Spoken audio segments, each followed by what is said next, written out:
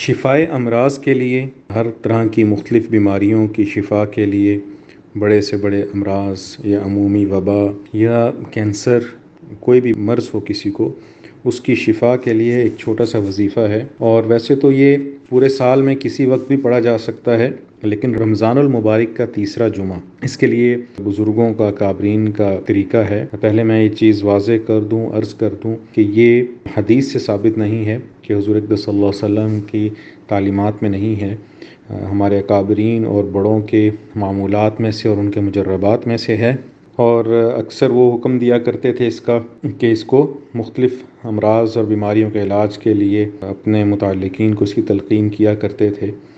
تو جمعے کے دن رمضان المبارک کے تیسرے جمعے میں کسی بھی وقت اس کو پڑھا جا سکتا ہے، اور پڑھنے والے کے لیے خود بھی بہت زیادہ فائدہ ہے اس میں۔ تو اس کا طریقہ کہ درود ابراہیمی جو ہم نماز میں پڑھتے ہیں، اس کو 11 مرتبہ پڑھا جائے۔